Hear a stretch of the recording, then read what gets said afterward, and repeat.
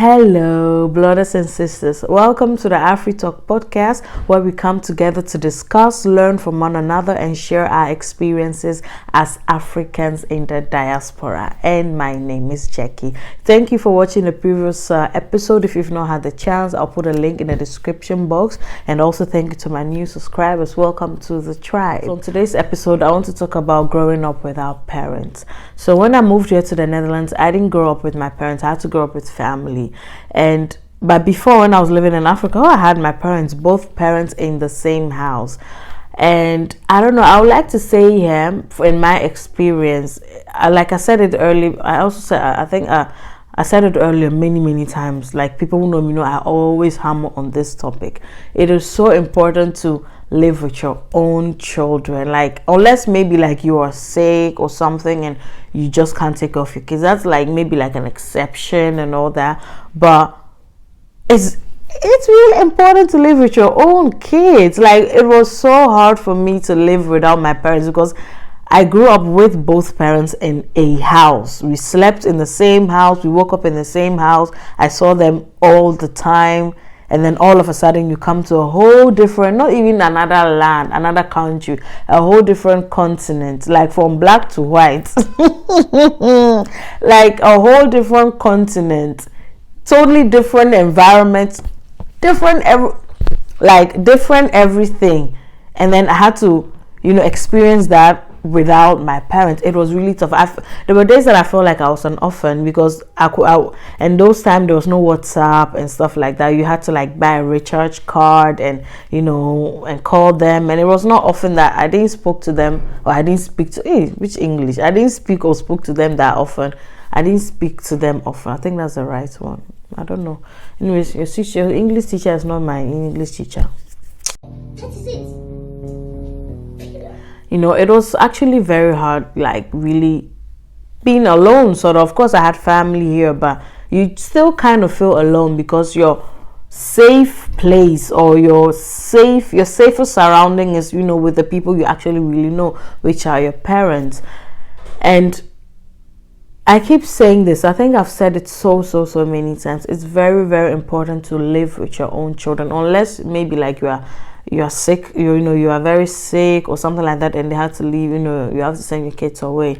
But other than that, it's so important to live with your own parents. Like, I had to see other people with their parents. Like, maybe you go to school, you see someone, father or mother comes to pick them up, or even in the same household, you see, people having their own family, their own mothers or their own fathers. And I didn't have that. It was very, very tough. I always remember, the times that I had with my parents. It was like a constant memory that I had to play over and over and over and over in my head every day so that I wouldn't lose that, memory of them. And those times where maybe like my friends are complaining about, their parents being strict and everything, I used to be so angry. I didn't understand, but I used to be so angry.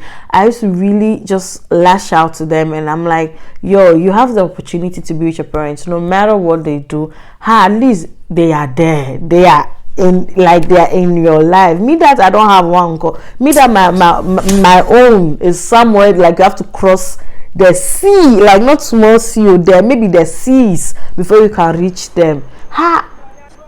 I wouldn't mind if my parents would be here and they will be strict. It will be, in fact, let them beat me from morning to evening. In fact, let them stamp on me, as long as I just have them around me. I used to go back and forth with people so many times on that topic when I was young, whom, had their parents in their lives.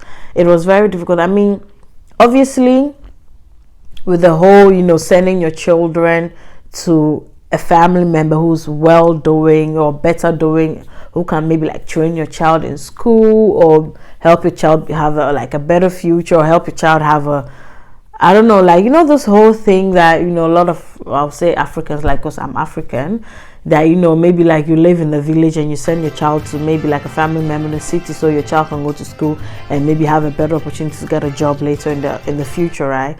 That thing, like, I'm going to have like a panel discussion about this, because I don't want to share only my opinion about it, but in my experience, it didn't work, man. It didn't work. It did not work.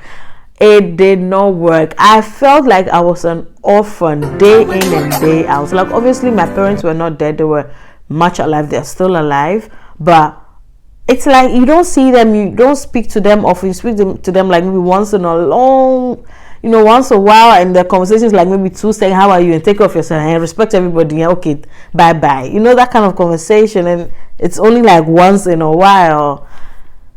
So it felt like, I don't know, I felt oftentimes, how do they even say it, I felt like an orphan.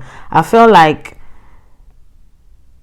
sometimes I would even wish that maybe it's better for them not to, for my parents not to be alive, so that I would know that, well, they are not there, so like I can just, erase them out of my memory, sort of, But because, well, they were alive and I was not able to see them, it even made it harder for me. Like in my experience, it made it more harder for me, because it's like, the thing is there. You trying to grab it, but you cannot grab it. You see, I don't know how to explain it. Like, damn, people, let your children be with you. I mean, I had a lovely time growing up with my own parents. Like, especially when you are sick, you get all the special treatments, all the all the ice creams, all the nice fufu and what. I remember when I was sick, my father will not let me go to school. He'll take me to the hospital. He'll buy me all the pastries that I want. He'll buy me all the fun yogurt or fun ice or whatever that I want, all the ice creams, and you'll be extra nice. And my mom was always yelling. She also be extra. They're also caring, and even if the sickness is gone, I'll still be pretending for at least a day or two that I'm sick.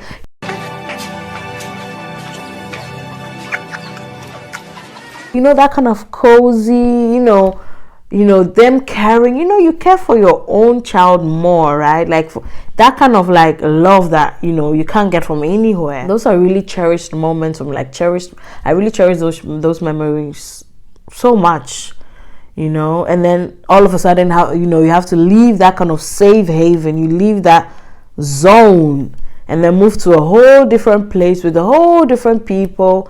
And they just have to do it like that and just take it like that. It was really hard. So, I mean, it's so important. Like, I will never quit saying this. It's very important to, live with your own family, with your own parents. It's better for you to live with your own children, because you're the only person that can really take care of them better than anyone else. Unless maybe like adopted parents or whatever. Some adoptive parents, how do you even say? I mean, some adoptive parents are better than some parents, parents who are not normal. But every normal human being, every normal parent or sane parent is in the best position to take care of their own children, to take care of their own children the best way they can. I will never stop saying this. It's very, very important. Like, when you come back from school, when you have a tough day or when you've gone through something, you can always share it with your own parents, right? But in my situation, I couldn't share with anybody. I had to hold it on. I had to keep it to myself, and I had to talk to myself. I had to be my own comforter, sort of, But whilst I was actually used to share things with my parents, to be in, I had a good relationship with my parents growing up, and it was very tough growing up without them, and they know that. But what I'm trying to say, the purpose of this podcast, the purpose of this episode is to hammer on that fact still, because I know there are still a lot of people that I know personally who still give up their children, not because of they are sick, they can't take care of the kids, or because of financial reason. I can't give you all the best things in life, so if you go and live with this person, or the person can give you the best things in life.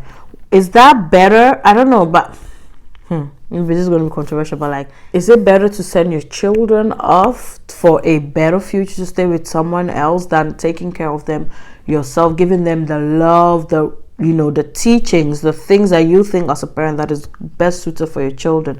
I mean, if you have to, I don't know, for some people I can understand it's hard. Maybe they really have a very tough situation and stuff like that, but at the end of the day, you are the best person to take care of your own children yourself, because you don't know what's happening out there. You don't know the person that they're living with, if the person is actually doing a good job or not. All that you know is, my child's going to have a better future, better education. Some people don't even get education. Some people don't send their children to stay with family, thinking, you know, the family's going to take care of them, but the children even become worse. Like, they don't even go to school. Some children even die. Like, there's so many crazy stories that I've heard. I'm going to have a panel discussion on this. I'm going to have a few people come on and we're going to talk about this, because I think this topic is like a very broad topic. But I just wanted to quickly share like my 1 or 2 cents on this topic before I bring in other people. But again, it's better to raise your own children. For me, growing up without my parents was very traumatic for me, and I'll never quit saying that, because that is the absolutely truth.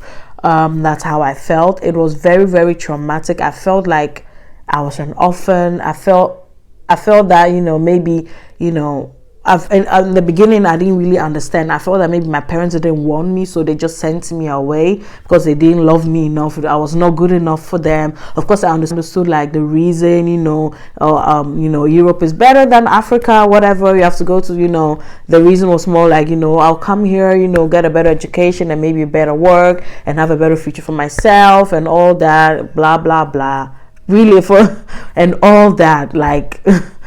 But still, if I had to choose, I would rather have stayed with my own parents than move to a whole different continent where I know nobody, to start a life and all that. So anyways, and all the good moments that I shared with my parents, it could have been more. You know, I could have, you know, had more days with them, more years with them, spent time with them. I mean, they missed out on every single thing. They missed out on me growing up, missed out on me getting my first period, missed out on me, you know, growing some things. You know, I was so flat. Well, not flat.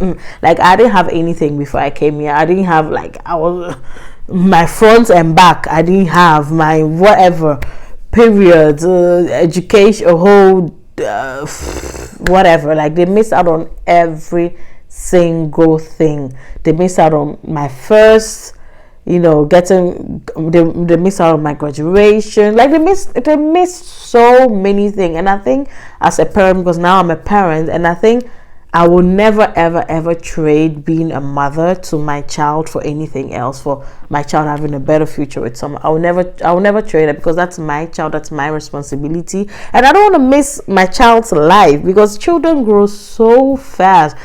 People, not even only children, like, people grow so fast. Before you realize, it's like 50 years later. So I honestly wouldn't risk that for, you know, a good dream that someone has sold to me. Never. So yeah, next week I'm going to continue this topic, where I'm going to talk about how I moved out at the age of 19, raising myself, you know, living on my own, and the judgment the people gave me, especially in our community. Some people in our community, oh Lord, they will not even ask you one question that they've already assumed. They've started, you know, telling your story from A to Z. Is it your business? Anyway, before I go, I want to say this. Even if you did not grow up with your biological parents, surround yourself with people who motivate you, people who love, support, and care for you. Like, you know, like, build your support system around you, like, with genuine people. That's what I did. That's what kept me going, because I don't know how I would have coped with the whole idea of, you know, not being with my parents, you know. So for me, that's what worked in my situation. I had to surround myself with good people. I had to build a support system around me, and also, like, you know, remembering and cherishing the moments that I spent, you know, the times that I spent with my parents, and, you know, just remembering, and then just sort of like, yeah, tröst myself. How do you say tröst in English? Hey. Anyways, I'll put it on the screen. You know, that's what kept me going. And also, yeah, I think, like I said already, I think it's better for people to raise their own children, unless they really cannot because of sickness or something like that. But let me know in the comment section what you think about this topic. Did you also have the experience of, you know, leaving your parents and living with other people, other family members, for a better future, or whatever, you know, these days people even use? Let me know in the comment section what you think, and let me know what we can do better to educate people, to take their responsibilities and take care of their own children. If you don't want to take care of a child, don't make them. How is that so difficult? I will keep saying this. I promise you guys, very soon I'm going to have a panel discussion about this. It's really going to be very, very, very interesting. So please do subscribe, click on the notification bell, comment, like, and share this with everyone. And I will see you in the next episode, where I'm going to talk about moving out at the age of 19. So that's what I have for you. Thank you. Bye.